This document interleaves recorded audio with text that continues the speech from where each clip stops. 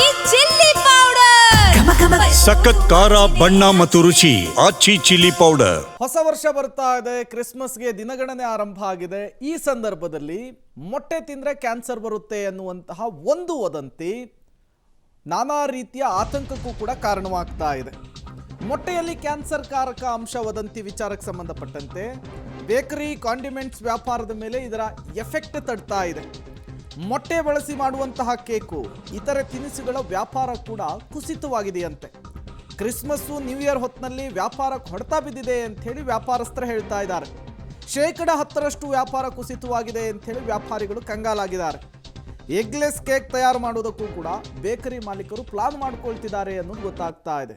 ನೋಡಿ, ಒಂದು ವದಂತಿ ಕಾಡ್ಗಿಚ್ಚಿನಂತೆ ಹಬ್ಬಿ ಯಾವ್ಯಾವ ರೀತಿಯ ಪರಿಣಾಮ ಈಗ ಉಂಟಾಗ್ತಾ ಇದೆ ಅಂಥೇಳಿ ಸದನದಲ್ಲಿಯೇ ಆರೋಗ್ಯ ಸಚಿವರಾದಂತಹ ದಿನೇಶ್ ಗುಂಡೂರಾವ್ ಅವರು ಕ್ಲಾರಿಫಿಕೇಶನ್ ಕೊಟ್ಟರು. ಜನ ನಂಬೋದಕ್ಕೆ ರೆಡಿ ಇಲ್ಲ. ಹೊಸ ವರ್ಷದಲ್ಲಿ ಕೇಕಿಗೆ ಡಿಮ್ಯಾಂಡ್ ಜಾಸ್ತಿ ಇರುತ್ತೆ, ಬೇಕರಿಗಳು ಇದನ್ನೇ ನಂಬ್ಕೊಂಡಿರ್ತವೆ. ಈ ಸಂದರ್ಭದಲ್ಲಿ ಇದೊಂದು ವದಂತಿ ಈಗ ಬೇಕರಿ ವಲಯದಲ್ಲಿ, ಉದ್ಯಮದಲ್ಲಿ ಸಹಜವಾಗಿಯೇ ಸಂಚಲನವನ್ನು ಸೃಷ್ಟಿಸ್ತಾ ಇದೆ.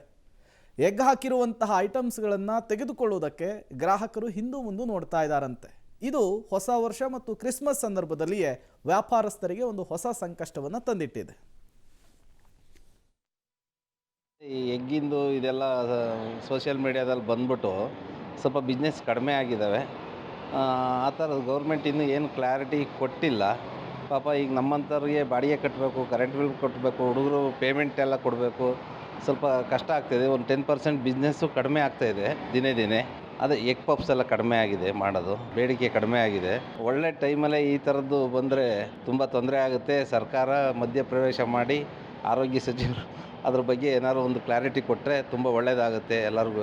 ಕೇಕ್ ಆಗಲಿ ಅಥವಾ ಏನೇ ಐಟಮ್ ಮಾಡಬೇಕು ಅಂದರೂ ಕೇಕ್ ಇಲ್ಲದೆ ಯಾವುದೂ ಮಾಡೋಕ್ಕಾಗಲ್ಲ. ಹಂಗಾಗಿ ತಪ್ಪು ತಿಳುವಳಿಕೆಯನ್ನು ಎಲ್ಲೂ ಹರಡಬಾರ್ದು.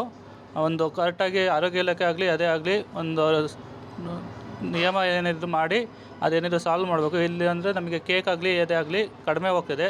ಈ ಚಳಿಗಾಲದಲ್ಲಾಗಲಿ ಅಥವಾ ಇದರಲ್ಲಾಗಲಿ ಜಾಸ್ತಿ ಹೋಗಬೇಕಾಗಿತ್ತು.